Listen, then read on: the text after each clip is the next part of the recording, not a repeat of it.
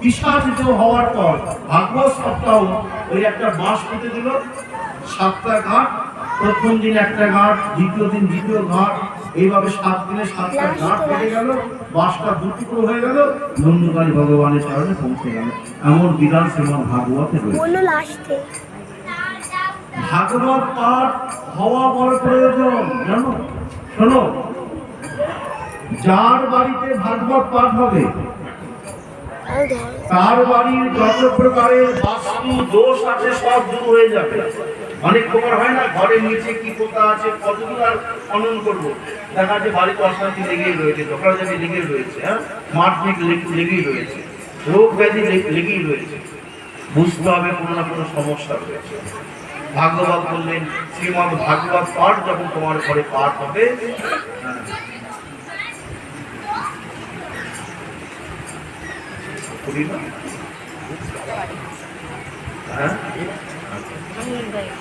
যখন ভাগবত পাঠ তোমার বাড়িতে হবে, তোমার বাড়ির যত বাস্তু দোষ সব দূর হয়ে যাবে।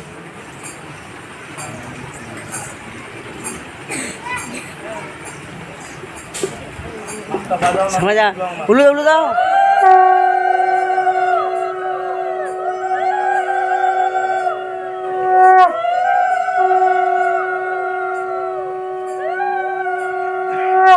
दाओ दाओ उल्लू दाओ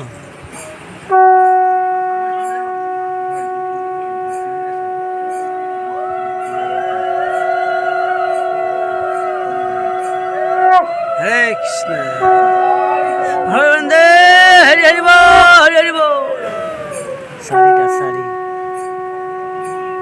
सारीटा শোনো, সংসার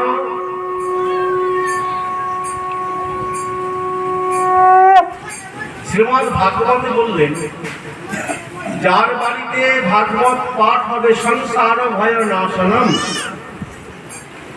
সংসারের যত প্রকারের ভয় আছে সব দূর হয়ে যাবে। ব্ল্যান্টি, কিসের তোমার ভয়? অভাব অনটনের ভয়, অশান্তির ভয়, রোগ ব্যাধির ভয়, সব দূর হবে, দূর হবে, দূর হবে। শ্রীমদ্ ভাগবত তার প্রমাণ দিচ্ছে। যার পুত্র নয় পুত্র হবে, যার সন্তান নয় সন্তান হবে, যার ধন সম্পত্তি নয় ধন সম্পত্তি হবে, যার বাহন নাই বাহন হবে। কোনোটাই আমি বলছি না, শ্রীমদ্ ভাগবত শুনে নাও মাহাত্ম্যটা, তারপর আমাকে বলবে।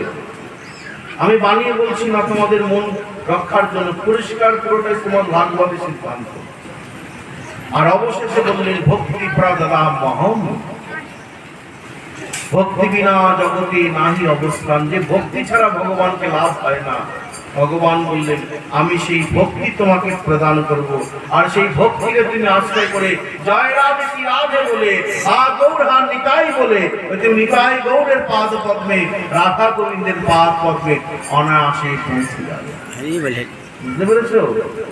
এত মহিমা, এত মহিমা। শ্রবণ মনের জুড়ায় ব্যথা। তোমার মনে যত ব্যথা আছে, বেদনা আছে, দুঃখ আছে, কষ্ট আছে, সব দূর হয়ে যাবে যদি তুমি একটু ভাগবত পাঠ শুনতে বসো। কর্মে মন বসবে। শ্রীমদ্ ভাগবতে বলা আছে, পড়াশোনাতে মন বসবে, তোমার মন স্থির হবে, মনে শান্তি নেমে আসবে। এত এত কথা শ্রীমদ্ ভাগবতে পরিষ্কার লেখা আছে। এই যে আমাদের মনটা অশান্ত, মনে কত দুঃখ, মনে কত কষ্ট, সব দূর হয়ে যাবে। মন স্থির হচ্ছে না। শোনো, একদিন ব্রহ্মা বলছে যে প্রভু আমি তো সৃষ্টিকর্তা, আমার যেটা কর্মটাতে মন বসছে না। শ্রীমদ্ ভাগবত। তখন ভগবান শ্রীকৃষ্ণ বললেন, হে ব্রহ্মা, যখনই তোমার মনটা চঞ্চল হবে, তোমার যে কর্ম সৃষ্টিকর্তা, সৃষ্টিকর্মে তোমার মন বসবে না, তখন একটু ভাগবত শুনে নেবে। ব্রহ্মা 7 দিন ধরে ভাগবত শুনতেন, মন স্থির হতো, তিনি তার কর্মে মন দিতেন। বুঝেছ? বিষ্ণু পালন কর্তা, ব্রহ্মা বিষ্ণু মহেশ্বর 3 জনের প্রভু হলেন ভগবান শ্রীকৃষ্ণ। ভাগবত ব্রহ্মা বিষ্ণু মহেশ্বর, এই তিনজন। আর এই জন্য কৃষ্ণের এক নাম কে সহ ক ঈশ এব, মানে ব্রহ্মা বিষ্ণু মহেশ্বরের যিনি প্রভু তিনি হলেন শ্রীকৃষ্ণ। বিষ্ণুকে বললেন তুমি ভাগবত শ্রবণ করো। বিষ্ণু দু মাস ধরে তার স্ত্রী পার্বতী, বিষ্ণু স্ত্রী লক্ষ্মীর কাছে 2 মাস ধরে ভাগবত পাঠ শ্রবণ করে তবে তিনি যে পালন কর্তা সেই কর্মে মনটাকে নিয়োগ করতে পারলেন। এবার মহাদেব সৃষ্টিকর্তা, মহাদেব কি করেন জানো? মহাদেব নিরন্তর যার নাম করেন তিনি হলেন ভগবান শ্রীকৃষ্ণ।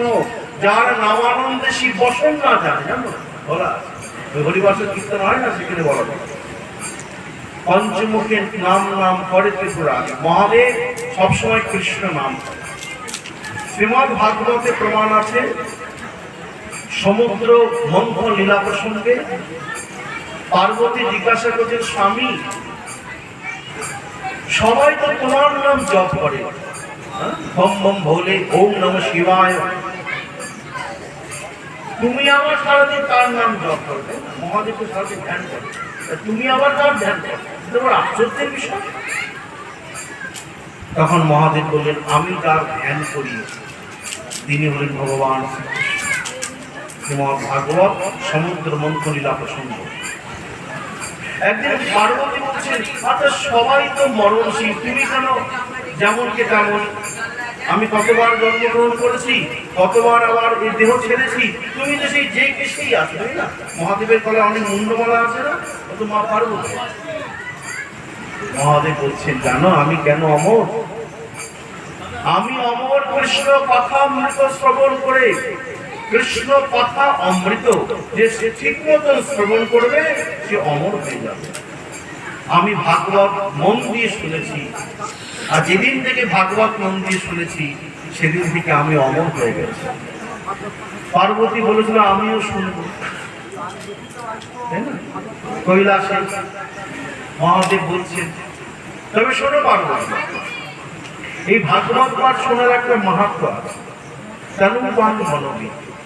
তোমার বিরাট কাজ হবে, জানো, বিরাট কাজ।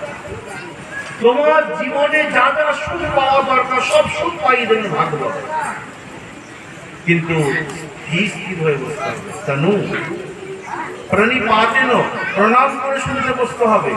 ভালো করে বাবু হয়ে বসে, যাদের পায়ে দেখা আলাদা কথা, ভাগবতের দিকে পা করে বসবে না। গুরুদেব আর ভাগবত ভগবান যদি তোমার পা দেখে তাহলে তোমাকে পরবর্তী জন্মে ষাঁড় হয়ে জন্মগ্রহণ করবে। আমি বলছি একদিন দেবগুরু বৃহস্পতি তিনি তার ছাত্র পড়াচ্ছেন, তার নাম বড়তন্ত্র। সেই ছাত্র গুরুদেবের দিকে পা করে বসে, ভাগবতের দিকে পা করে বসে, এটা কি যাত্রা দেখতে বসছে? ভাগবত গ্রন্থ বা ভগবানের দিকে পা করা, গুরুদেবের দিকে পা করা কি সাংঘাতিক ব্যাপার। তো গুরুদেব বৃহস্পতি বলছেন দেবগুরু বৃহস্পতি এ তুমি অন্যায় করেছো, তুমি গুরুদেবের দিকে পা করে বসে আছো। পরবর্তী জন্মে তোমাকে আপনা আপনি ভাবে ষাঁড় হয়ে জন্মগ্রহণ করতে হবে। খুব কান্নাকাটি কি হবে বলে, শোনো ষাঁড় তো হতে হবে, তবে যেহেতু তুমি গুরুদেবের শরণাপন্ন হয়েছ, আমি তোমার গুরু, আমি তোমাকে পথ বলে দিচ্ছি। আমার আশীর্বাদে 100 বছর পর যখন ভগবান শ্রীকৃষ্ণ আবির্ভূত হবেন তখন তুমি হবে অরিষ্টাসুর। অরিষ্টাসুর নাম শুনেছে না? ওই যে একটা পশু ষাঁড় হয়ে কৃষ্ণকে তাড়া করলো, অরিষ্টাসুর হয়ে তুমি জন্মগ্রহণ করবে, মানে ষাঁড় হয়ে বৃন্দাবনে জন্মগ্রহণ করবে আমার আশীর্বাদে।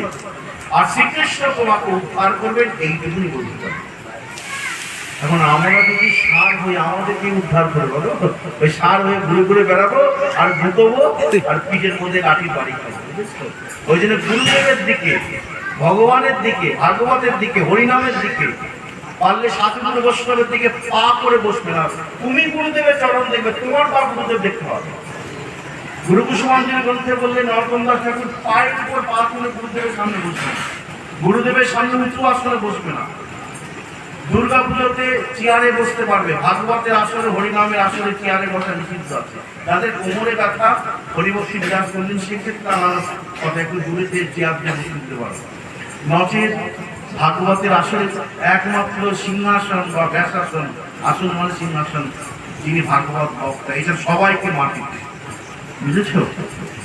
সুখদেব গোস্বামীর পিতা হচ্ছে বেদব্যাস। হ্যাঁ, বেদব্যাস মাটিতে বসে আছেন, আর সুখদেব গোস্বামী যখন পাঠ করছেন তখন তিনি উঁচু আসন, কারণ এটা ভগবানের আসন। একমাত্র ওই ব্যাসাসনে উঁচুতে বসবেন, তিনি পাঠ করছেন, আর যে যেই হোক তাকে সবাইকে নিচুতে বসতে হবে। এটাই পরম্পরা আজও চলে আসছে। তাই স্থির হয়ে বসবে, মন দিয়ে শুনবে। আর তনু বান, বান মানে কি? যদি বক্তার কোনো কথা তোমার মনকে কষ্ট করে, তাহলে জয়ের ধ্বনি দিয়ে, হলুদ ধ্বনি দিয়ে তুমি বক্তাকে উৎসাহিত করতে পারো। এটা ব্রহ্মা বলেছেন, ব্রহ্মস্তবক ওই শ্রীমদ্ ভাগবত। মন দিয়ে শুনবে, আর ভাগবত পাঠ শুনতে শুনতে যদি ঘুমিয়ে পড়ে, বুঝিবে তাহাতে অপরাধ প্রচুর, কৃষ্ণ নাম বিজিতাতে না হয় অঙ্কুর। অপরাধ মানে আনন্দে বাধা। খুব আনন্দ, নাতি হয়েছে, হঠাৎ করে নাতির এমন রোগ হলো যে অন্নপ্রাশন মাথায় থাক, নাতি কিনে ছোটাছুটি, হ্যাঁ, ছেলে কিনে ছোটাছুটি, হয়ে যায় না? এমন একটা কিছু একটা শরীরটা খারাপ হয়ে গেল, যাক পুরো আনন্দটাই মাটি হয়ে গেল। মানে আমাদের জীবনের অনেক ঘটনা ঘটে। আমি দেখছি এক বাড়িতে বাড়ি করতে গেছি, তো সব আয়োজন ঠিক, পাশের বাড়িতে একজন তার আত্মীয় মারা গেল, ব্যাস যা যা রান্না করেছো রাত্রিবেলা সব ফেলেছে, কারণ মারা গেছে। আর পরের দিনই অন্নপ্রাশন, আগের দিন পাঠ হবে, পরের দিন অন্নপ্রাশন, মারা গেল সব। তাহলে কি মারা যাওয়া মানে কি? একই তো, মানে পাশাপাশি। হ্যাঁ, টাকা দেখা মারা গেছে, আনন্দে বাধা, বুঝেছো? এগুলো তো বোঝে। পাপ জিনিসটা আলাদা তো। পাপ মানে কি? দুঃখ কষ্ট, তাই না? না জানি আগের জন্মে কি পাপ করেছিলাম, নাহলে এত কষ্ট পেতে হয়। পাপ মানে, আর অপরাধ মানে আনন্দে বাধা, সাবধান। সেই জন্য এমন কোনো আচরণ করবেন না। অজামিল উপাখ্যানে, আমি প্রত্যেকটা বলে দিচ্ছি, শ্রীমদ্ ভাগবতে দেখে নেবে, আমি বলে দিচ্ছি কোথায় কি আছে। অজামিল উপাখ্যানে যমরাজ যমদূতকে বলতেন, যারা যারা ভাগবত পাঠ শুনবে, যারা যারা হরিনাম করবে, তাদেরকে তোমরা ছুবে না, তাদের দিকে তাকাবে না। আর যারা হরিনামের আসরে বসে আর ভাগবত পাঠ শুনতে বসে, যেমন দলবদ্ধ ভাবে যদি অনেক প্রাণী থাকে, বাঘটাকে আক্রমণ করে না। একটা প্রাণী যদি পিছিয়ে যায়, তাকে বাঘ করে। তেমনি যারা পাঠ শুনতে শুনতে ঘুমিয়ে পড়ছে, যারা পাঠ শুনতে শুনতে কথা বলছে, যারা পাঠ শুনতে শুনতে এদিক ওদিক চলে যাচ্ছে, অনেকগুলো নিয়মগুলো আছে। আমি তোমাদের দেখে বলছি না, ন্যাচারাল। এবার তোমরা যারা করছো, তোমরা ভাবছো আমাকে দেখে বলছে, আদৌ তা নয়। আমি বলে যাচ্ছি, যাদের যাদের মিলে যাচ্ছে তারা তারা শুধরে নাও, আর না শুধরালে আমাদের কিছু করার নেই। আর মনা হওয়া যাবে না যদি কিছু লাভ করতে চাও। ভাগবত যদি স্থির হয়ে মন দিয়ে ভাগবত পাঠ শ্রবণ করতে পারো, তোমার জীবনে খুব সামনে শীঘ্রই ভালো দিন আসছে, ভালো দিন আসছে, শুভ দিন আসতেই আসবে। এটা একটু আমার কথা নয়, সকল শাস্ত্রের কথা। পার্বতীর মন দিয়ে শুনে, পার্বতী হয়ে আমাদের মধ্যে একটুখানি শোনার পর তোমার আর একটা কি জানো, তারপর তারপর তারপর হঠাৎ করে মহাদেবের লক্ষ্য করলো। মহাদেব তো নরেন্দ্র মোদের থাকি অঙ্কারে শ্রী গোবিন্দকে কি চোখ বুঝে তিনি ভাগবতকে দর্শন করছেন, আর মুখ দিয়ে বলছেন, তাকাচ্ছেন না। এখন আমি চোখ বুঝে বলি, তোমার ঘুমিয়ে পড়বো যে তাকিয়ে বলছি। মহাদেব তো চোখ বুঝে বলছেন, অনেক দর্শন করছেন, অনুভব করছেন, আর বলছেন। আর পার্বতী দিদার ঘুমাচ্ছে। তুমি দেখবে যাত্রাপালা হোক, সিরিয়াল হোক, আছে না টিভিতে হয় না, বউ কথা খাও, অনুরাগের ছোঁয়া, দিনে আগুনের ছোঁয়া হল বুঝতে। এই যে সিরিয়াল ফিরিয়াল হয়, মানে সব বিশাল ভাবে দেখে, ঘন্টার পর ঘন্টা। আর যে হরিনামের আসর শুরু হবে, আর ভাগবত পাঠ যেই শুরু হবে, প্রথমে তো হাই দিয়ে শুরু হয়, তারপরে অনেকে দেখবে জানো তো, এমনি ঘুম আসে না, যে জপের মালা হাতে নেয়, জপের মালা হাতে নিয়ে ব্যাস করে কুম্ভকর্ণ হয়েছে, হ্যাঁ, পুতনার মতন কুম্ভকর্ণের মতো করে করে ঘুমায়। জপের মালা একদিকে, সে আরেকদিকে। এগুলো অপরাধ থেকে হয়। বুঝিবে তাহাতে অপরাধ প্রচুর, কৃষ্ণ নাম বীজ তাতে না হয় বন্ধু। পার্বতী সাবধান, তোমার কিন্তু বলে দিয়েছি। ও বাবা, তাকে কি বলেছে? পার্বতী যে তার ঘুম। মহাদেব বলছেন পার্বতী যদি ঘুমায় নাম দেখবে, তাহলে শুনছে কি? তারপর তবে তো ইন্টারেস্ট হবে, বলে না? তারপর দেখছে একটা পোকর থেকে, গাছে থাকে না পোকর, ওইখান থেকে একটা আওয়াজ করবে। তারপর মহাদেব পোকরে কে? এই কে তুমি? বেরিয়ে আসো। একটা মিষ্টি পাখি, সুখ পাখি বেরিয়ে, টিয়া পাখি, ছোট্ট পাখি। তুমি শুনছিলে? আমি তো বলেছিলাম ভাগবত অন্য কেউ শুনতে পারবে না, যাকে শোনাবো সেটা অন্য কেউ শুনতে পারবে না। এটা তো পরবর্তীকালে পরীক্ষিত মহারাজের আসর থেকে সবাই জানতে পারলো। প্রথমে ভাগবত গুপ্ত ছিল, ভাগবতকে সবার সামনে প্রকাশ করা যেত না, কারণ ভাগবতকে যদি কেউ অসম্মান করে তার অপরাধ হবে, অকল্যাণ হবে। এই জন্য ভাব বুঝে কীর্তন, জায়গা বুঝে পাঠ হবে না, জায়গা বুঝে কীর্তন করতে হয়, নাহলে অপরাধ হয়ে গেলে মুশকিল আছে। তো তুমি শুনেছ ত্রিশূল নিক্ষেপ করেছে, যাও ত্রিশূল মেরে দাও ওই পাখিটাকে। ত্রিশূল পেছনে পেছনে যায়, আর সেই ছোট্ট সুখ পাখি উড়ে উড়ে যায়। সুখ পাখি বলে ভগবান আমার কি দোষ বলো? আমার শুধু দোষ আমি তোমার কথা শুনেছি, ভাগবত পাঠ শুনেছি, এত মিষ্টি তোমার কথা যে আমি তোমার কথা শুনতে শুনতে সব ভুলে গেছি। আর সেই জন্য আমার বিপদ। প্রভু তোমার কথার সঙ্গে যদি কারোর বিপদ হয়, আর কি কেউ তোমার কথা শুনবে প্রভু? কেউ শুনবে? এমন কিছু করো যেন মানুষের মন থেকে তোমার ভয় দূর হয়ে যায়, আর জন্ম জন্মান্তর ধরে তোমার কথা শুনবো এমন ভাবটা যেন জাগরিত হয়। ত্রিশূল ছুটে চলেছে, এই বুঝি পাখিটাকে শেষ করে যায়। মহাদেবের ত্রিশূল বলে কথা, গাছ গাছ করে আগুন বের করে এগিয়ে চলেছে। ভগবানের সাথে তার মধ্যে ভালো বুদ্ধি আসে। ভগবান কি বলছেন? দুটো কথা কি জানো? যে আমার শরণাপন্ন হয় তাকে আমি রক্ষা করি। দুর্দৈবে ভক্ত যদি যান অন্য স্থানে, সেই প্রভু ধন্য তারে কেসে ধরি না। বুঝেছ? চৈতন্য চরিতামৃত মহাপ্রভু নিজে মুখে বলছেন, যদি তুমি ভগবানের শরণাপন্ন হও তোমার কোনো বিপদ হবে না, তোমার কেউ ক্ষতি করতে পারবে না, তোমার দ্বারা কারোর ক্ষতি হবে না। দুটোই, তুমি না পারবে কারোর ক্ষতি করতে, আর না পারবে কেউ তোমার ক্ষতি করতে। ভগবান তোমাকে চুলের মুক্তি টেনে নিয়ে আসবে, আর খারাপ হতে দেবে না, তোমাকে চরিত্রহীন হতে দেবে না, তোমাকে চরিত্রহীনা হতে দেবে না। ভগবান রক্ষা করবেন যদি তুমি ভগবানের শরণাপন্ন হও। সবসময় তোমাকে রক্ষা করবে, প্রতিটা মুহূর্ত রক্ষা করবে, তোমাকে ঘিরে থাকবে। যেমন বাচ্চাটা ঘুরে ঘুরে বেড়ায়, মা তার দিকে লক্ষ্য রাখছে, হ্যাঁ, মা রান্না করছে, বাচ্চার দিকে লক্ষ্য। তেমনি যখন তুমি ভগবানের কাছে চলে আসবে, ভগবানের শরণাপন্ন হবে, ভগবানের নাম করবে, ভগবান তোমাকে সবসময় কোথায় যাচ্ছে, ও বেটা কাজ খেলতে যাচ্ছ, তোমাকে তুলে নিয়ে আসবে। এমন একটা পরিস্থিতি সৃষ্টি করবে না, কথাই বলছি, যে তোমাকে জুয়া খেলতে দেবে না। হয়তো কোনো মেয়ে তোমার ক্ষতি করার চেষ্টা করছে, তুমি তার রূপ যৌবনে প্রলোভিত হয়ে গেছে, আমি কথায় কথায় বলছি, হ্যাঁ, তোমার ক্ষতি হতে পারে, তুমি তো বুঝতে পারছো না। কত লোক তো ফেসে যায়, কত লোক তো ভেসে যায়, কত লোক তো নষ্ট হয়ে যায়, তার জীবন সব নষ্ট হয়ে যাচ্ছে, হচ্ছে না? মদের নেশা করে, মেয়ের নেশা করে, কথায় কথায় বলতে হয় কিনা, হ্যাঁ? ভগবান তোমাকে রক্ষা করবে। এমন এক পরিস্থিতি তোমার জীবনে সৃষ্টি হয়ে যাবে যে তোমার সঙ্গে যোগাযোগই হবে, যোগাযোগই হবে। একজন গ্যারান্টি 100%। এমন একটা অ্যাটমসফিয়ার তৈরি হবে, একটা পরিবেশ সৃষ্টি হবে না, যে তুমি বেঁচে যাবে, এমন একটা পরিবেশ সৃষ্টি হবে। এটা ধ্রুব সত্যি কথা। আমার সময় দুর্দৈবে ভক্ত যদি চান অন্য স্থানে, সেই প্রভু ধন্য তাদের চুলে ধরি টানে। যেমন মা টেনে নিয়ে আসে, হ্যাঁ, এখানে বসে বসে আড্ডা দিচ্ছি, কথাই হতে হতে এখানে বসে গল্প হচ্ছে, চুলের মুঠি ধরে টেনে নিয়ে আসে, মাঝে মাঝে তার ছোট্ট মেয়েটাকে, ছোট্ট ছেলেটাকে, ভগবান চুলের মুঠি ধরে টেনে নিয়ে আসে। আমি গো মাতা পিতা কামি গো, একদম মানে 100% সত্য কথা বলে যাচ্ছে। পরীক্ষা করে দেখো। দ্বিতীয়ত, দাদা আমি বুদ্ধি দেব, আমি তোমাকে ভালো বুদ্ধি দেবো, শুভ বুদ্ধি দেবো।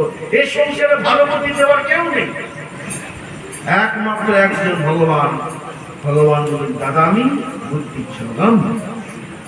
কি চাই বলো তো, আমার শরণাগত হও না। অনন্যা চিন্তান্ত মান, যে যারা পড়েছে পাপ সাথে এই সাংবিকতা অভিযোগ জানান যোগক্ষেমম অহমহম। গীতার নবম অধ্যায়ের 22 নম্বর শ্লোক। কি তোমার চাই? যা চাই আমি তোমাকে দেবো। তোমাকে অন্যের কাছে হাত পাততে হবে না, অন্যের কাছে ছোকরাতে হবে না, অন্যের কাছে গাল বন্ধ করতে হবে না। তুমি শুধু আমার শরণাপন্ন হও। শ্রীকৃষ্ণ চৈতন্য মহাপ্রভু শ্রীবাস পণ্ডিতকে বললেন, আমায় যে ভক্তি করে অনন্য হইয়া, তার লাগি অন্ন বহি আমি মাথায় করিয়া। শ্রীকৃষ্ণ বললেন, তোমার ঘরে যা নাই আমি বয়ে দেব।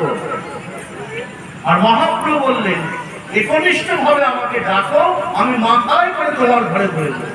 চৈতন্য চরিতামৃত, চৈতন্য ভাগবত আর শ্রীমদ ভাগবত দুটো বলতে। এরপরে কি ভগবানকে ডাকবেন?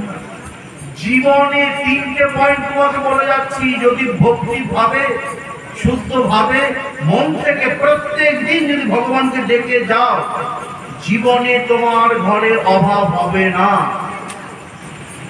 কোন কারণবশত পূর্বে কোন কর্মফলে যদি অশান্তি দানা বাঁধে, অশান্তি দূর হয়ে যাবে, অশান্তি তোমাকে দাবাতে পারবে না। আর তোমার অন্য কোনো গতি হবে না। তুমি দেখবে সব শেষে তোমার গোবিন্দ চরণেই গতি হবে। তোমাকে নরকও যেতে হবে না, অন্য কোথাও যেতে হবে না। যদি নিরন্তর এই স্বামীর সাথে তো যুক্ত হন, অযথান প্রতি নিরন্তর যদি কেউ আমাকে দেখে যায়, যেভাবে খাইতে শুইতে চাকা চাকা নাম লয়, দেশ কাল নিয়ম নাই, সর্বযুক্তি হয়। যেভাবে হোক, যে অবস্থায় আছো, অপবিত্র পবিত্র বা যে অবস্থায় আছো, প্রাণ করে দুবাহ করে, হ্যাঁ, হরি হরি বলে, হরি হরি বল, হরি হরি বল। আর কি চাই? শুধু আমার সঙ্গে যোগাযোগ রাখো, আমাকে প্রণাম করো। নিত্য ভগবানকে প্রণাম করবে, নিত্য ভগবানের চরণামৃত পান করবে, নিত্য ভগবানের চরণ খুশি মুখে দেবে, নিত্য ভগবানকে দর্শন করবে। দেখবে তোমার জীবনে কত প্রকারের সুখ আসে। তুমি মিলিয়ে দেখবে, মিলিয়ে দেখবে, তারপর আমাকে পরে বলবে। এর জন্য তোমাকে আমাকে পয়সা দিতে হবে না। তোমরা সুখে থাকো, তোমরা ভালো থাকো, আর ভালো থাকবে যদি ভণ্ডামি না করো, ভেজাল দিতে হবে না। আজকে ডাকলাম আর কালকে একটা পরীক্ষা ম্যাথমেটিক্স করছে, বৌমা তুমি একটু ভগবানকে একটু বাতাসা দিয়ে দাও। পুরেমি করলে হবে, মানে ভণ্ডামি করলে হবে। অরিজিনাল হও, সব অরিজিনাল পাবে। ভণ্ডামি করবে, ভণ্ডামি পাবে। আমার কিছু করার নেই। যে যেমন কর্ম করবে সে তার থেকে কর্ম করবে। এর থেকে সুন্দর রেজাল্ট আর কি হতে পারে? ভালো বুদ্ধি। দেখছি একটা গুহা, বুঝলে, পাখিটা উড়ে যাচ্ছে তো, গুহার মুখটা দেখে গুহার মধ্যে প্রবেশ করবে, গুহার মুখটা বন্ধ হয়ে গেল। এরকম ভাবে ভগবান তোমার হঠাৎ করে তোমার সামনে বলছেন, ওই গুহাটা পেয়ে জানো, বেদব্যাসের স্ত্রী বিরাট দেহ মোটা, এই মধ্যাহ্ন ভোজন করে ফুল গাছের নিচে বসে হেলান দিয়ে এটা বিশ্রাম করছে। বিরাট হাই উঠেছে, আসুক পাখি ছোট্ট, দূর থেকে মনে করছি কোনো গুহার মুখ, যাও না ঢুকে দেবে। যেই ঢুকে পড়েছে, আর হাই তোলার পর তো আমার মুখটা বন্ধ হবে, মুখটা বন্ধ হয়। ত্রিশূল ফিরে গেল। মহাদেব বলছেন, ত্রিশূল তুমি কেন ফিরে আসবে? বলে, প্রভু তুমি আমাকে সুখ পাখিটাকে বধ করতে বলেছ, কিন্তু কোন ব্রাহ্মণের স্ত্রীকে তো বধ করতে বলেনি। ব্রাহ্মণ মানেই জন্ম থেকে গুরু। শ্রীমদ ভাগবত বলেন, জন্মনান ব্রাহ্মণ গুরু, জন্ম থেকে ব্রাহ্মণ গুরু। আর গুরুদেবের স্ত্রী মানে গুরুপত্নী। তা আমি তোমার ভক্ত, আমি কি করে গুরুপত্নীকে হত্যা করতে পারি? এ আদেশ তো তুমি আমাকে দাও না।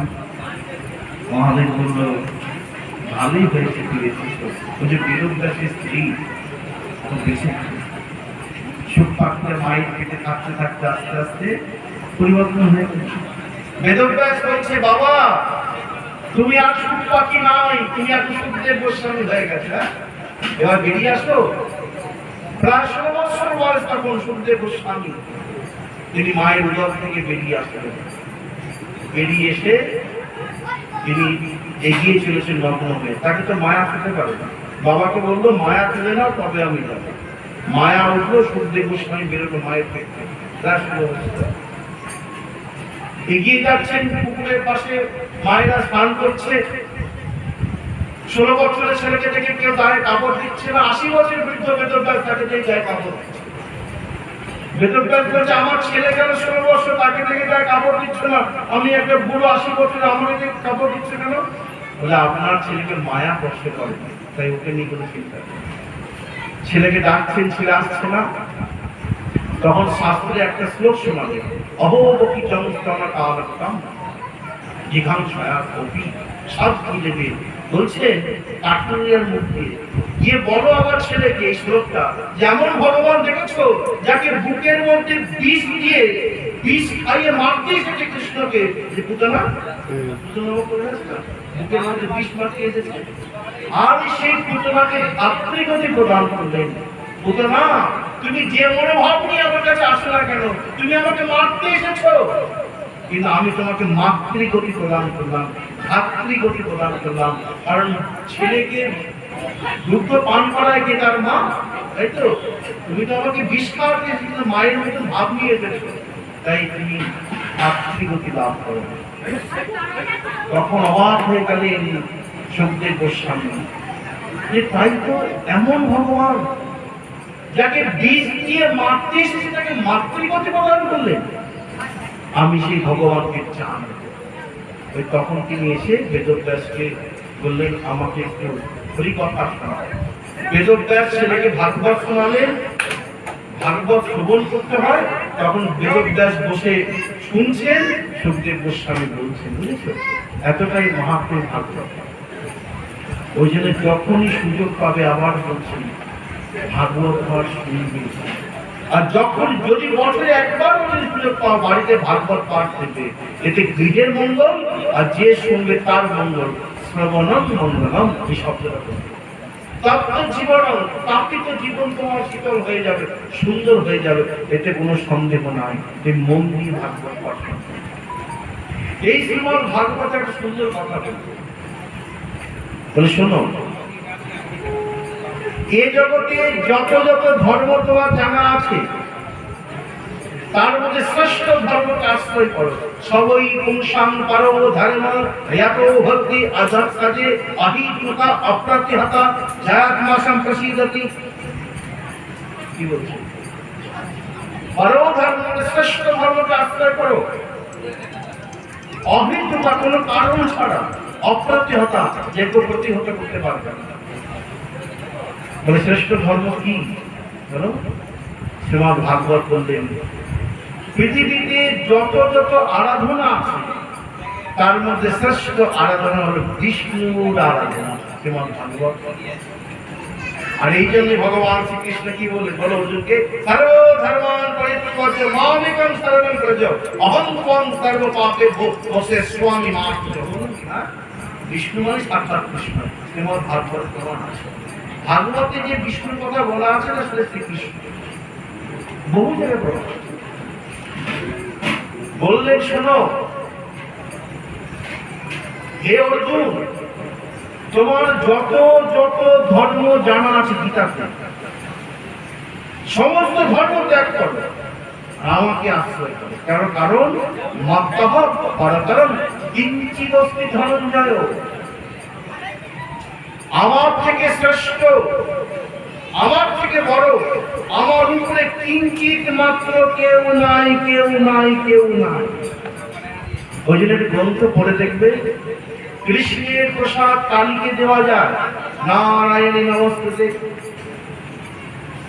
মা কালী দুর্গাকে হলো পরমা বৈষ্ণবী। কৃষ্ণের প্রসাদ কালীকে দেওয়া যায় না, প্রমাণ শুনবে। মা বিমলাকে দুর্গা বলতে পারে না, যিনি দুর্গা তিনি তুমি বলা, এই সারা হয়ে যাবে। শোনো, একদিন মহাদেব দেখছে নারদ খুব নৃত্য করছে, তো নারদকে জিজ্ঞাসা করছে, মহাদেব তুমি এত নাচছো কেন? নারদ বলে অনেক কষ্টে মাকে বলতে বলতে বলতে মা লক্ষ্মী কিন্তু বাবার প্রসাদ দাও না, আমার বিষ্ণুর প্রসাদ দাও না। বিষ্ণু বলছেন আমার এটা কাউকে দেবে না। তো লুকিয়ে কিঞ্চিত ইঙ্গিত আদেশ আছে, বিষ্ণু কিন্তু সবই জানে, প্রসাদ দিয়েছে। সেই প্রসাদ নারদ মুনি পেশে কি না আছে। তুমি বাড়িতে যতই রান্না করো, যত প্রকারের তোমার রান্নার মানে পাকা হাত রান্না করো, আর ভগবানের প্রসাদ ঠাকুর মধ্যে যেমন করি তেমন করে বলো, দেখবে সেই প্রসাদে কত স্বাদ। খেতে বসে খিচুড়ি দেয় না, এই পাতে ঢাললে ও পাতে চলে যায়, তবু যেন মনে অমৃত অমৃত, তাই না? বাড়িতে কত সুন্দর বসে খায়, আর ভগবানের প্রসাদ দেখবে মাটির মধ্যে বসে, কখন রাস্তার মধ্যে বসে, আমাদের নবদ্বীপের মন্দির হয়, ড্রেনের ধারে বসে খাচ্ছে, তবু দেখো গরিব থেকে ধনী, রিস্কওয়ালা থেকে একদম ধনী বাড়ির ছেলে সব পাশাপাশি বসে তার প্রসাদ পাচ্ছে, এবং অমৃতের মতো প্রসাদ পাচ্ছে, প্রতিবার পাচ্ছে, ধাক্কা খাচ্ছে তবুও খাচ্ছে। উপরে ফ্যান নেই, তাই না? রাস্তার মধ্যে আছে গরম, তাতা প্রসাদ পাচ্ছে। প্রসাদের স্বাদটাই আলাদা। তুমি দেখবে যতই তুমি রান্নার পাকা ওস্তাদ হও, আর ভগবানকে নিবেদন করছেন যে ব্রাহ্মণ হয়তো ঠিকমতো রান্না করে না, যেমন পাচ্ছে তেমন করছে, ভগবানকে দিল, ভগবানের নিবেদিত হয় প্রসাদ, যখন তুমি প্রসাদ পাবে না, তার সুগন্ধ, তার স্বাদটা অতুলনীয়। তুমি বাড়িতে যতই রান্না করো, খুব আনন্দ হয়েছে, নাচছেন তাই। আরে ভগবানের প্রসাদ পেয়েছি, কোটি জন্ম সৌভাগ্য, প্রসাদম দুঃখ সর্ব দুঃখ হরণ। ভগবানের প্রসাদে সর্ব দুঃখকে হরণ করে দেয়। খুব আনন্দ। মহাদেব বলছেন আমাকে বলছি এত সুন্দর প্রসাদ আমি চেটে পুটে সব খেয়েছি, আমি কি করে জানবো যে মহাদেব তুমি খাবে? রত শত জানি না, আমাকে দিতেই হবে, বলে আমার তো নাই, কি হবে? বাজিয়ে সানাই মহাদেব দাঁড়াতে হাতটা ধরেছে, দেখে ওই কোনার মধ্যে দেখছে রয়েছে নারদ মুনির হাতে ধরা, সেটাই কোনা থেকে বার করে প্রসাদ, যার মুখে যার প্রসাদ, তো প্রসাদ বার করে মহাদেব মুখে দিয়ে তুমুল নৃত্য, যেন পৃথিবী কাঁপছে। পার্বতী যিনি দুর্গা বেরিয়ে এসে বলছে, আসামি তোমার এমন নৃত্য তো আমি দেখিনি। আরে বুঝতে পারবে না আজকে আমাদের কি আনন্দ হচ্ছে, এরকম আনন্দ আমি জীবনে পাইনি। বলে আমার সঙ্গে এত করলে বলে তোমার কোটি কোটি গুণ সঙ্গ করবো, যে আনন্দ হবে না আজ আমার হচ্ছে। বলে বলো কি তো, আমি ত্রিভুবন সুন্দরী, আর তোমার অমন সেবাকারী নিয়ে, আর আমার থেকে বেশি আনন্দ কিসে? ভগবানের প্রসাদ আমাকে না, তাহলে কি প্রমাণিত হচ্ছে? দুর্গাই তো কালী, নাকি দুর্গাই তো পার্বতী, শিবের মন্ত্র একই তো করতো। তখন বলছে প্রসাদটা, বুঝতে পারছে ভগবানের প্রসাদ চাইছে, বলতে বলে না, আর আমি কেমন দিচ্ছি তোমাদের? মহাদেব বলছে না, বলে না, বলে না, এক কণা ছিল আমি খেয়ে নিয়েছি। ঠিক আছে, আমি তপস্যায় প্রবল তপস্যা করলে ভগবান প্রকটিত হলেন। অনেক প্রমাণ আছে। একবার পার্বতীর বড় ইচ্ছা যে শিবের মতন স্বামী পেয়েছে, যদি কৃষ্ণের মতো পুত্র পেতাম জীবনটা। ভগবান কৃষ্ণ তো ভাবগ্রাহী জনার্দন, ভক্তের সব ইচ্ছা তিনি পূরণ করেন। যে যথামান পর্বত যন্ত্র পাংশ থেকে ভজন মহম, যে আমাকে যে রূপে চাইবে, যা চাইবে, ভক্তি যদি শুদ্ধ হয় আমি তাকে সেটা দিই। তো ব্রাহ্মণের বেশি এসেছেন ভগবান পার্বতীর কাছে। ওই খুব আমাদের প্রমাণ না, পার্বতী ব্রাহ্মণ, সবাই ব্রাহ্মণের সেবা করেন, সবাই পার্বতীকে সেবা করেছে। ভগবান বলছেন বলো পার্বতী তুমি কি চাও, যা চাই আমি তোমাকে তাই দেব। পার্বতী বলছেন হে ব্রাহ্মণ দেবতা, আমার যদি কৃষ্ণের মতন একটা পুত্র হতো কত ভালো হতো। ভগবান শ্রীকৃষ্ণ হাসছে, তিনি প্রকটিত হলো যে পার্বতী আমার মতন আর কেউ হয় না, এই তো অদ্বিতীয়, আমার মতন আর কেউ হয়, আমার মতন আমি। তথাপি তুমি যখন চেয়েছ আমি যাচ্ছি, তখন তিনি গণেশ রূপে প্রকটিত হয়েছিলেন।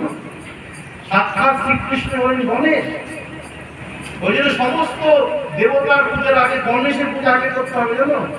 গণেশের পূজা না করলে কোনো দেব দেবী পূজা হবে না, ভগবান শ্রীকৃষ্ণের পূজাও হবে না। কিন্তু একটা নিষ্ঠা বসবে, এক অঙ্গ সাথে কেহ সাথে বহু অঙ্গ, নিষ্ঠা হইল উপজায় প্রেমের তরঙ্গ। তারা বলছেন শ্রীকৃষ্ণের মধ্যেই সব আছে। ব্রহ্মা বললেন গাছের গোড়ায় জল দিলে যেমন আলাদা করে টাকা পয়সায় জল দিতে হয় না, তেমনি শ্রীকৃষ্ণ চরণকে আশ্রয় করলে অন্য কোথাও যাওয়ার দরকার হয় না। নরোত্তম দাস ঠাকুর বললেন এটা সম্পূর্ণ নিষ্কাশিত আবার হচ্ছে না। অন্য অভিলাষ ছাড়ি জ্ঞান কর্ম পরিহরি আয় মনে লহরে স্মরণ ঋষিকে গোবিন্দ সেবা না খুঁজিবে দেবী দেবা, এই ভক্তি কর্ম করে। এটা নিষ্ঠা। নিয়ম কি বলো? নিয়ম হচ্ছে আগে গণেশের পূজা, পঞ্চদেবতার পূজা না করে কোনো পূজায় হবে না, আগে গণেশ। এটা হচ্ছে নিয়ম বিধি। আর ভক্তিতে ভক্তি হবে যেমন যেমন মা বিষ্ণুপ্রিয়াকে যখন বলছেন, আমি কিন্তু ভক্তির কথা বলছি, নিষ্ঠার কথা। মা গো, মহাপ্রভু বলছেন ভজ গোবিন্দ কহ গোবিন্দ লহ গোবিন্দের নাম রে, যে জন গোবিন্দ ভজে সে হয় আমার প্রাণ। মা তুমি কিছু বলো। মা বিষ্ণুপ্রিয়া বলছেন আপনারা যেটা বলছেন ঠিক বলছেন, যদি আমাকে জিজ্ঞেস করেন আমার ব্যক্তিগত নাম তাহলে কি বলো? ভজ গৌরাঙ্গ কহ গৌরাঙ্গ লহ গৌরাঙ্গের নাম রে, যে জন গৌরাঙ্গ ভজে সে হয় আমার প্রাণ। সবাই খুব খুশি হলো, বাবা কিন্তু অপূর্ব কথা, পরিচিতের ভগবান তো আমার গৌর, আর গৌরের মধ্যে সব আছে। পূর্ণ ভগবান অবতরী যেই কালে আর সব অবতার কাছে আসি মিলে, রাম আদি অবতারে প্রদিলাম অস্ত্র ধরে অসুরে করিল সংহার, এবে অস্ত্র না ধরিল প্রাণে করে না মানল চিত্ত শুদ্ধি করিল সভাকার। আরে রাম মনের থেকে কৃষ্ণ সবই তো আমার গৌরের মধ্যে আছে, তাই না? যে গৌরচরণকে আশ্রয় করলে সব হয়। অমনি টিকায় যার লাভ দিতে বলছেন, ও ঠাকুরানী কি তুমি শোনাবে? তখন তিনি বলছেন অপ্রভু পরমানন্দ নিত্যানন্দ রায়, অভিমান শূন্য নিতাই নগরে বেড়ায়, নিতাই যারে দেখে তারে কয় কঙ্কে তৃণ ধরি, আমারে কিনিয়া দাও বড় গৌর হরি। মানুষ আর কিচ্ছু করতে হবে না, শুধু একবার হা গৌর বলো, গৌর বললে সব। যদি গৌর না হইতো কেমনে ধরিতাম যে রাধার মহিমা প্রেম রস সীমা জগতে জানাই তুমি। নবদ্বীপে চৈতন্যদাস বাবা রামেশ্বর মহাপ্রভুতে আছেন, আগেকার সমাজে তিনি বলছেন যারে যার ভালো লাগে তারে বাসুক তারা গো, আমার ভালো লাগে ওগুলো নদীর চাঁদের লাগে, আমার ভজন হলো সারা, আমার সাধন হলো সারা, নদীর চাঁদের কান্তা আমি কান্ত আমার গোড়া। মা বিষ্ণুপ্রিয়া সারা জীবন শুধু গৌরাঙ্গের ভজন করে গেলে। আজ নবদ্বীপ ধামে একটা গৌরের পূজা হয়, গৌরাঙ্গের পাদুকা মহাপ্রভু দিলেন, সেই পাদুকা পূজা করে গেলেন। এটা নিষ্ঠা। কিন্তু রাধা গোবিন্দের পূজা করতে হবে, এটা নিয়ম, এটা নিয়মের মধ্যে পড়ে। এমন কোন মন্দির নয় যেখানে রাধা গোবিন্দ নাই, তাই না? গৌর কৃষ্ণ রাধা হতে পারে, নিতাই গৌর কৃষ্ণ রাধা হতে পারে, কিন্তু বিষ্ণুপ্রিয়া বলছে এটা আমার নিষ্ঠা, এটা আমার ভক্তি। এরকম ভাবে ভক্তি নিষ্ঠার ব্যাপারটা আলাদা। কিন্তু শাস্ত্রীয় সিদ্ধান্তের পথে যদি যেতে হয় তাহলে তোমাকে যা নিয়ম সেটাকে মানতে হবে। বুঝে গেল? কি হলো বলো? সেই গণেশ বুঝতে করতে যাচ্ছিলাম, গণেশ হচ্ছে কৃষ্ণ, কিন্তু আমরা কেন গণেশ পূজা করি না? বলো, এটা আমাদের নিষ্ঠা আর কিছু। যে কৃষ্ণের মধ্যে সব আছে। আরেকটা যেমন হনুমান যখন রাম অনেক বড় ঘটনা বলছে, আচ্ছা শ্রীকৃষ্ণ যখন ডেকে পাঠালেন হনুমানকে, ঘটনাটা হ্যাঁ আমাকে আবার অনেক দূর যেতে হবে, নবদ্বীপ বেশি রাত হয়ে গেলে আবার এখন চারিদিক অবস্থা তো ভালো নয়, সেই জন্য নাহলে একটু আরো বলা যেত, এগুলো মনে পড়ে যাচ্ছে। নিষ্ঠাটা কিরকম যাবে, এটা তর্ক দিয়ে করবে না, এই তর্ক করবে। যেমন আমাকে একজন বলছে, বাবা এখন গ্রন্থগুলো দেখে লেখা আছে তুলসী পাতা যেমন গাছে হয় তেমন ভাবে গোবিন্দ চরণে ছিল, তাই তো? নিচের দিকটা যেটা থাকে না শিয়ার মতো দাঁড়িয়ে থাকে, সেটা নিচে থাকবে, উপরটা উপরে থাকবে, যেমন গাছের পাতা তেমন। ওর ভক্তি কি বলছেন? গোবিন্দের চরণ তো কোমলার থেকে কোমল, লক্ষ্মীর হাত যেটা তো লক্ষ্মীর হাত অত কোমল। যে লক্ষ্মী গোবিন্দের ভগবানের বিষ্ণু চরণ সেবা করে, সে লক্ষ্মীও ভগবানের চরণে হাত দেয়, মনে মনে ভাবে না জানে গোবিন্দের চরণে ভগবানের তার স্বামীর চরণে কত রাখতে পারে। এত কোমল আঙ্গ আমার গোবিন্দের। মাঝে মাঝে তো লক্ষ্মী এত আস্তে চরণ সেবা করে, মাঝে মাঝে প্রভু বলে আহা একটু আস্তে লাগছে, তাহলে বুঝতে পারছে কত কোমল আমার গোবিন্দ। সে ভাবছে ঠিকই আছে, শাস্ত্রে লেখা আছে বিধান যে গাছের পাতা যেমন গাছে থাকে তেমনি ভাবে গোবিন্দ চরণে, বুঝে গেল? ক্লিয়ার হয়েছে তো? সেখানে উল্টে দিচ্ছে, বুঝে গেল? উল্টে মানে শিলাগুলো উপর দিয়ে, তবে এটা শিলা এরকম, হ্যাঁ, বুঝে গেল? তো কি করছে, শিলাটাকে উল্টে দিচ্ছে, হ্যাঁ, যে শিলাটা উপর দিকে থাকবে আর যেটা তেলের ভাব সেটা গোবিন্দের চরণে। বলছে বাবা আমি পাচ্ছি না, আমার মনে হচ্ছে শিলাগুলো গোবিন্দের চরণে কষ্ট দিচ্ছে। এটা অনুভবের ব্যাপার, ভক্তির ব্যাপার, তাই না? যে প্রভুর চরণে কষ্ট হচ্ছে, তো আমি কি করে, আমি পাচ্ছি না। পাপ হয় হবে, পাপ হয় হবে। সেবা লাগি কোটি অপরাধ নানি করি, স্বনিমিত্ত অপরাধ আছে কোটি অপরাধ নানি করি। সেবার জন্য কোনো দোষ মনে যাবে না। নারদ মুনি বলছেন কৃষ্ণের শিরোপীড়া হয়েছে, মাথার যন্ত্রণা করছে, পায়ের ধুলা দিতে হবে। এখন ভগবানের মাথায় কখনো পায়ের ধুলা দেওয়া যায়? শিরো মানে কি মাথা? কেউ দেখছে না, কেউ না। নারদ মুনি বললেন সত্য বাবা রুক্মিণী কেউ তাদের পায়ের ধুলা দিচ্ছে না, রাজরানী তুমি দেবেন? রাজরানী বলছে কেন দেবো না, তুমি নিয়ে যাও। আমার পায়ের ধুলা দিলে যদি কৃষ্ণের মাথার যন্ত্রণা দূর হয় তুমি নিয়ে যাও। আরে রাধে বলবে না তুমি ভগবান, তুমি পায়ে ধুলা দিলে তোমাকে নরকে যেতে হবে, পাপ হবে। রাজরানী কি বলছেন, যদি আমাকে প্রতিবার নরকে যেতে হয় আমি যাবো। বন্ধুগুলো দেখো, কোটি পাপ হয় হবে, কিন্তু পাপের ভয়ে নরকের ভয়ে আমি গোবিন্দ সেবা থেকে দূরে সরে যাবো, এমন রাজরানী আমি নই। কৃষ্ণ বাঞ্ছা পূর্তি করে আরাধনে, অতএব রাধিকা নাম পুরাণে রাখা। হ্যাঁ, গণকে গনিয়া যে নাম সে নাম রাখো, আমরা রাখিলাম বলা আছে। তো রাধারানী তো আরাধিকা, রাধিকা, যিনি গোবিন্দ সেবা করেছে, বোঝেন না? তিনি দেখো অনায়াসে তার চরণগুলা দিলেন কিনা, হ্যাঁ, অন্য তো দিতে পেরেছিল। পাপের ভয় করলে হবে না, অপরাধ ভয় করলে হবে না। তো সেই রকম ভাবে সেই উনি ওই মা বলছে বাবা আমার পাপ হয়, বুঝতে পারলে এগুলো ভাব কিন্তু ফলে ঠাকুর মশাই বলে এটা পাপ হবে, ও ভয় পায়। কিন্তু আমি ওই গোবিন্দের চরণের শিলাগুলো কষ্ট দিচ্ছে, কত উচ্চস্তরে যেতে হবে কিন্তু, বলো দেখি তুমি আমার মতো পাকাবো, সেই স্তরে যেতে হবে, তবে তো ভাবতে থাকবে। এটা নিষ্ঠা। হনুমান কিম পুরুষ বর্ষ নামক স্থানে রয়েছে, ভালো করে শুনে। ভগবান শ্রীকৃষ্ণ আমাদের এবার পাঠ বিশ্রাম হয়ে যাবে 8টার মধ্যে, হ্যাঁ, বলার তো অনেক ছিল কিন্তু আপনি আর তোমাদেরও ভালো লাগবে না, আর আমারও সময় নিব না, তোমরা মনে করতে বসে বকিয়ে যাচ্ছে।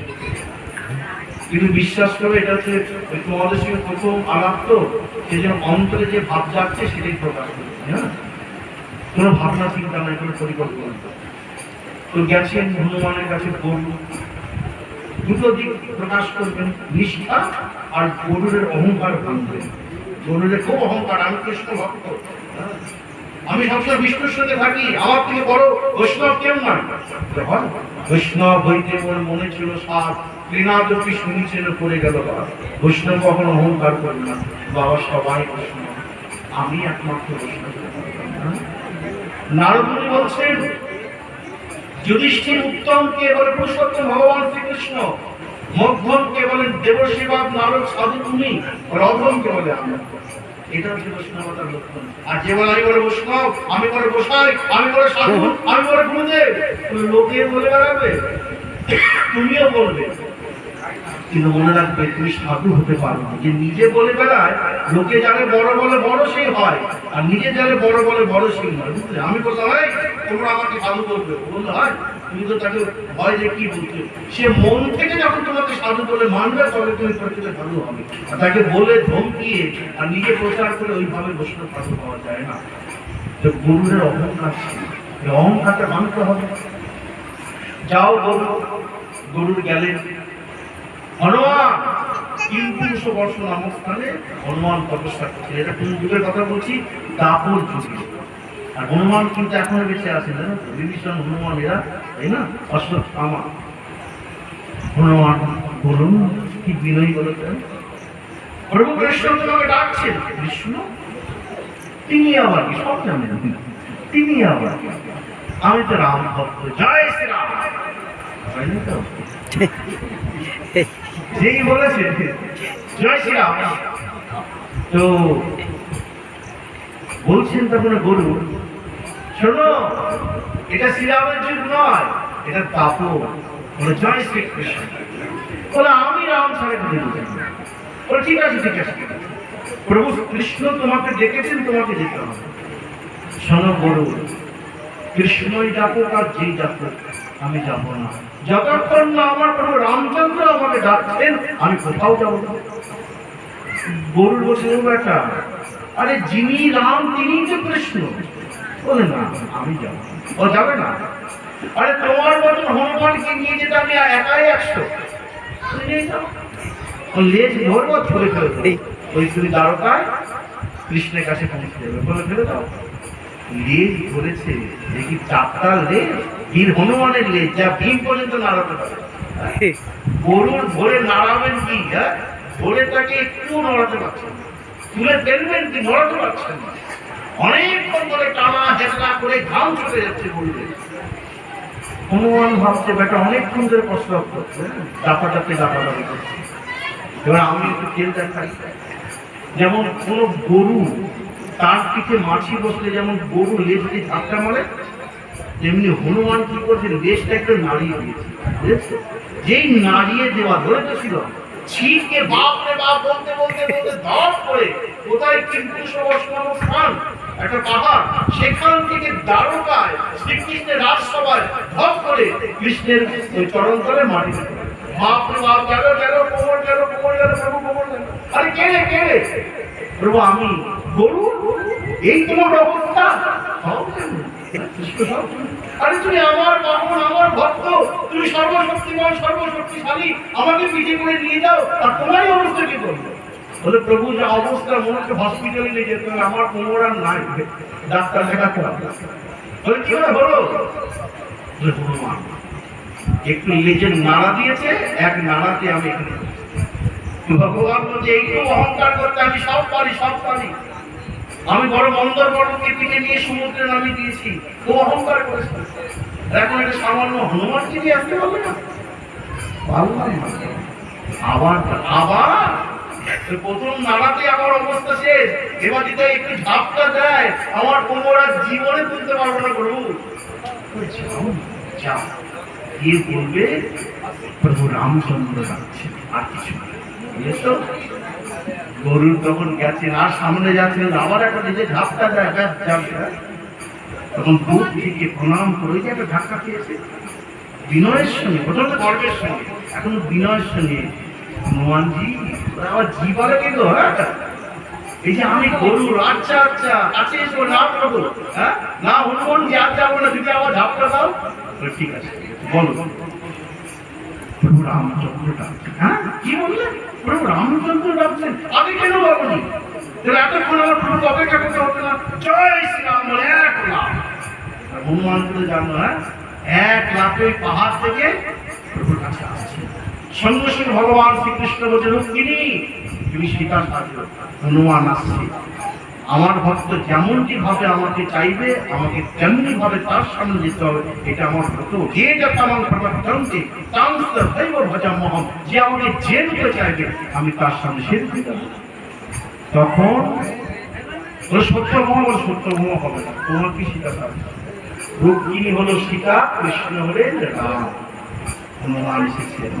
হনুমান প্রণাম করে বলছে, শ্রীনাথে জানকী নাথে যা ভেদ পরমাত্মনে তথাপি মম সর্বস্ব রামচন্দ্র কমল লোচনে। হে প্রভু, আমি জানি যিনি রাধানাথ তিনি সীতানাথ, যিনি রাম তিনি শ্রীকৃষ্ণ, তথাপি আমার মন প্রাণ জয় শ্রীরাম। হনুমান ভগবান বলেন, আমি জানি তো হনুমান, তাই তো আমি কৃষ্ণ হওয়া সত্ত্বেও, দাপর যুগ হওয়া সত্ত্বেও তোমার জন্য শুধু আমি শ্রীরাম হয়ে তোমার সামনে প্রকটিত হলাম। রুক্মিণী সীতা, এটা নিষ্ঠা, এটা ভক্তি, এটাকে কর্ম দিয়ে এর বিচার হয়। বুঝেছো? এইভাবে এই ভক্তির জগতে চলে। তো সেই দুর্গা বা যিনি পার্বতী, যার সম্বন্ধে বলছিলাম, তিনি মহাদেবকে বলছেন, তুমি তো প্রসাদ পেলে, আমাকে দিলে না, আমি তপস্যায় বসছি। কার? ভগবান। এখান থেকে এগিয়ে যান তো, তখন তিনি তপস্যায় বসে গেলেন, ভগবান প্রকটিত হলেন। ভগবান বললেন, শোনো হে পার্বতী, তুমি কি চাও বলো? প্রভু, তোমার প্রসাদ শুধু একজন ব্যক্তি পাবে এমনটা নয়, তোমার প্রসাদ যেন সর্বসাধারণ পেতে পারে এমন তুমি আমায় কথা দাও। তখন ভগবান বলেন, বেশ, আমি জগন্নাথ রূপে প্রকটিত হব, আর তুমি হবে মা বিমলা। আমার প্রসাদ আগে তোমার কাছে যাবে, তোমার কাছ থেকে এসে আনন্দ বাজারে তা বন্টন হবে, সবাই পাবে, সবাই পাবে। যে আনন্দ বাজারে যাবে, আরে কিনতে না কোনো মাটি ফুটো করে থাকবে। আমরা ওই একাদশীর পরের দিন পালন হয় না, এক কণা মহাপ্রসাদ দিই। এই মহাপ্রসাদ যেই ছুক, ব্রাহ্মণ ছুক বা অসুখ ছুক, মুচি ছুক, মেটার ছুক, মহাপ্রসাদের কোনো দোষ বিচার হবে না। কারণ মুখেও যদি চলে যায় সেটা অব্রাহ্মণ হয়, তার মুখ থেকে ব্রাহ্মণ খেতে পারে, এর বিচার চলবে না। সেই থেকে বললেন এই মহাপ্রসাদ সর্বসাধারণের জন্য আমি বিতরণ করে দিলাম। আর তো আনন্দ বাজার, তাহলে কৃষ্ণই তো জগন্নাথ। বাসুদেব ঘোষ কহে করি জোর হাত, যেই গৌর সেই কৃষ্ণ সেই জগন্নাথ। তাই সেই জগন্নাথের প্রসাদ আজও পুরী ধামে দেখো, তোমরা আনন্দ বাজারে বিক্রি হয় না, প্রসাদ তো পাচ্ছ। অতএব ভগবানের প্রসাদ দুর্গা কালী সবাই পায়, ভগবানের প্রসাদ শিব পায়। তাই সেই মহাদেব তিনি ভাবে জগৎকে শিক্ষা দিলেন ভগবানের প্রসাদ এবার দিচ্ছিলাম না। আবার বলি, নিত্য ভগবানের প্রসাদ একটু হলো নেবে, যে যাই হোক, বাতাসা হোক, ফল হোক, অন্নের দানা হোক, প্রসাদ প্রসাদ। রসগোল্লা মানে প্রসাদ, আর ওই একটা আপেলের দানা মানে প্রসাদ নয়, এমনটা নয়, প্রসাদ প্রসাদ। একটু প্রসাদ নেবে নিত্য। তুমি তো ভগবানকে নতুন দানা হোক, যাই হোক, দাও তো, মুখে দেবে। এটা বলে বিশ্রাম করো। কোনোদিনও খালি পেটে ভগবান কিছু না দিয়ে খাবে না।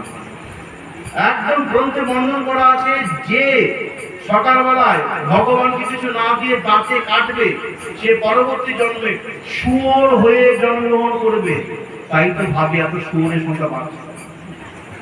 হ্যাঁ, কতজন আছে আমরা সকালকে ভগবানকে দিয়ে খাই? একদম গ্রন্থে বর্ণন আছে। আগে যাই হোক, তোমার হয়তো ওষুধ খাওয়ার দরকার আছে, তুমি একটা কিসমিস কথায় কথায় বলছি, নাই হওয়াকে খানা হওয়াকে ভালো, একটা নতুন দানা হোক ভগবানকে দিয়ে।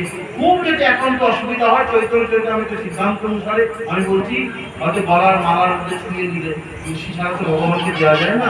বিনা তুলসী প্রভৃত নাহি মানে, ভগবানকে নিবেদন করে মুখে দিয়ে তারপর তুমি ওষুধ খাও, একটা দুটো বিস্কুট খাও। কথায় কথায় বলছি, তোমাদের পরিবেশ অনুসারে কথা বলছি।